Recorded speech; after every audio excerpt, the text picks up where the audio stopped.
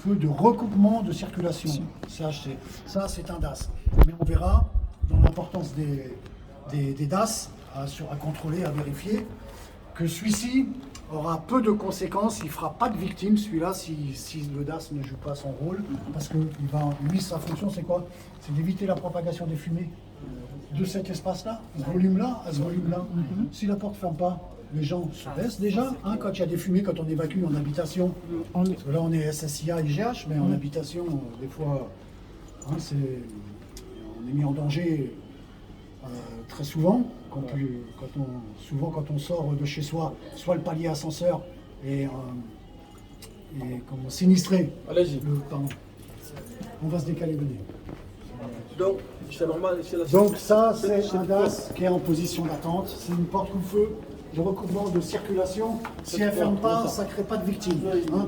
Juste la fumée passe d'un endroit à un autre. Il doit ouvert.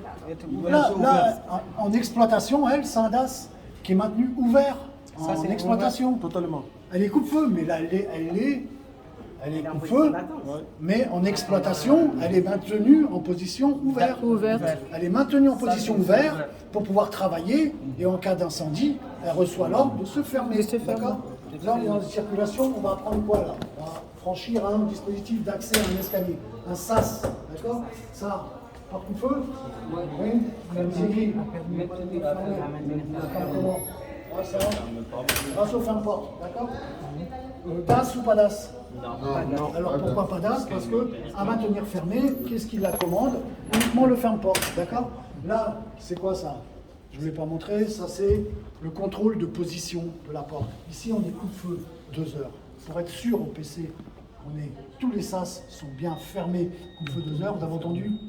Ça, c'est l'information de la porte. Ça, c'est un contact de contrôle de position qui informe au PC de la position des portes coup-feu, de la surveillance permanente de l'isolement du compartiment. D'accord? Mais il n'y a pas de commande manuelle, il n'y a rien, c'était la fonction jaune en bas que je ne vous ai pas trop détaillé sur le CMSI. Mais là, c'est vous qui avez éteint l'alarme. Non, c'est mon collègue, le PC, qui a fait la récitation là sur le CMSI. Et si je vous demande, enfin, tu peux me dire l'US, l'état de l'US dit aussi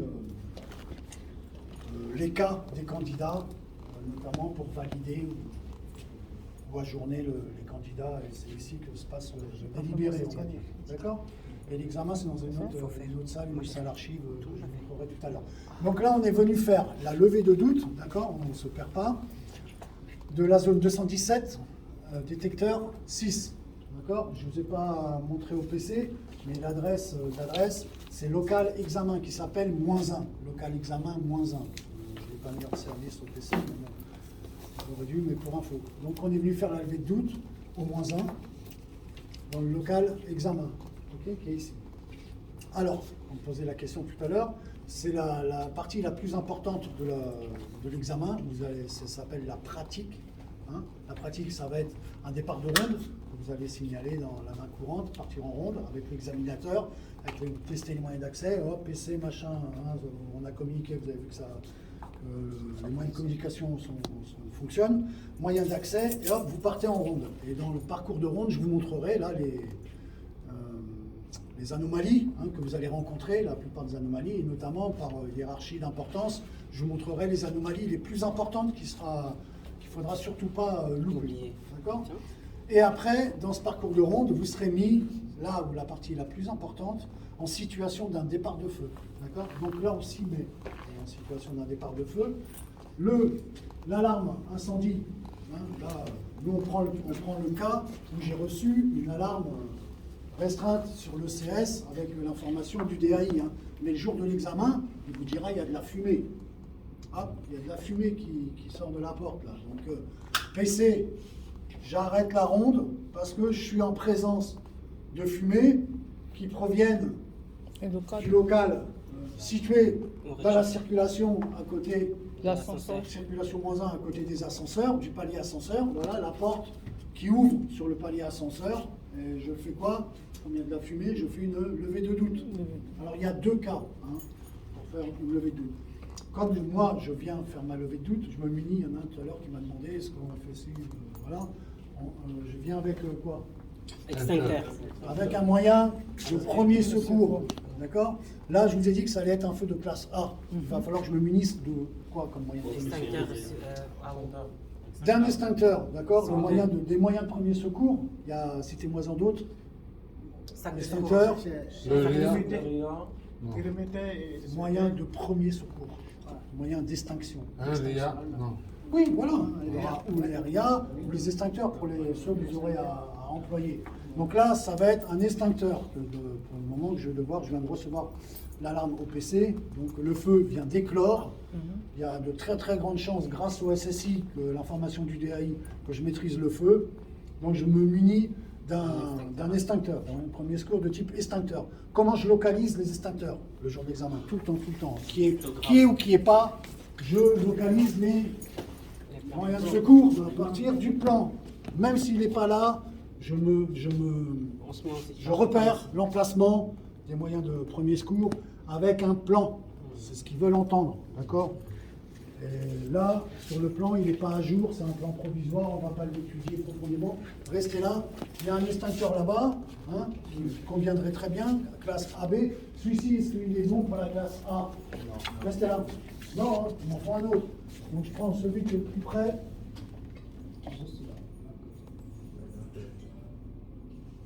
Parce que je l'aurais localisé sur le plan, d'accord?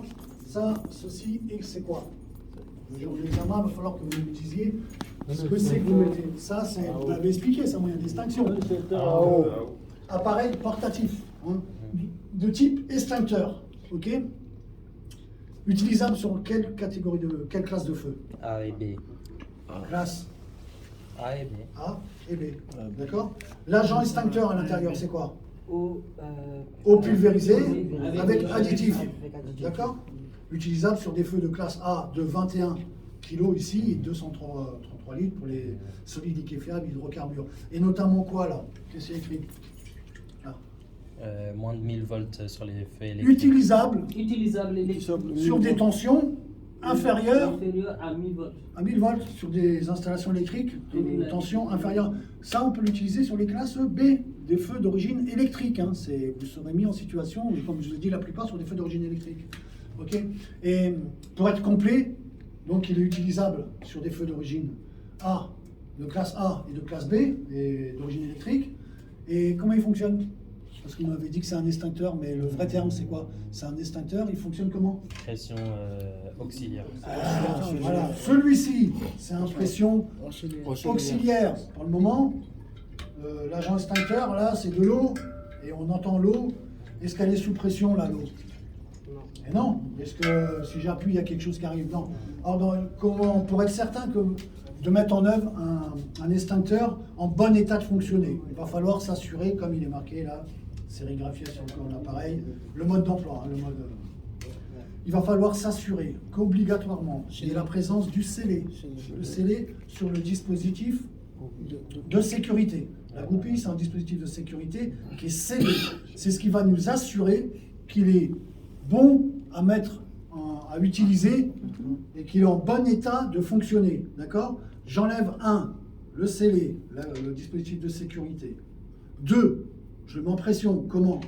Par une action sur la poignée, en percutant à l'intérieur une cartouche de gaz, de gaz CO2, pour mettre un gaz, pour mettre en pression l'appareil. Paf, ça y est, j'ai percuté. 3, je teste ma lance avec la gâchette, d'accord? L'état de la lance. Si la lance est en très bon état, mon jet qui va ressortir, est-ce qu'il y a de l'eau qui va arriver sous pression? C'est ce qu'on s'assure à juste un coup de gâchette pour s'assurer qu'il a bien été mis en pression, qu'il y a bien de l'eau à l'intérieur. Et on s'assurera, notamment pour les feux de classe B d'origine électrique, que le jet qui sort d'eau là soit homogène, qu'il n'y ait aucun défaut visuel. Tout soit de la même couleur homogène, blanc, blanc-gris, sans aucun défaut. S'il y avait une fissure, par malheur, après le passage du vérificateur agréé, là, si jamais après il y a quelqu'un qui s'en est servi pour bloquer une porte, un livreur, ça arrive, ils ne doivent pas, mais ils le font, et puis il l'a renversé, et puis il a marché dessus, et puis il a créé une anomalie sur la lance. S'il y a une fissure, s'il y a un défaut sur la lance, il y aura un défaut dans la couleur du jet, hein, dans l'homogénéité du jet. D'accord? Donc on s'assure surtout que le jet soit bien homogène sans aucun défaut visuel. Pof, normalement il y a... Et je viens, premier cas, première situation, premier cas de situation, je viens faire ma levée de doute, hop, j'ai mon moyen, j'ai mis en œuvre mon moyen de premier secours, c'est bon, il est bon à l'emploi. Premier cas, je parle avec le gamma pour les risques thermiques et électriques, je ne sais pas si vous avez fait H0, B0, vous l'avez fait? Oui. Voilà. Et je constate que la porte est anormalement chaude. Anormalement chaude. C'est pas normal. Normalement, elle doit avoir la température ambiante. Donc, plus ou moins même fraîche là, au toucher. Si la porte au toucher est anormalement chaude, température élevée, est-ce que à l'intérieur, je vais pouvoir, sans risque, maîtriser le feu? Non. Si la porte est chaude. Mais non.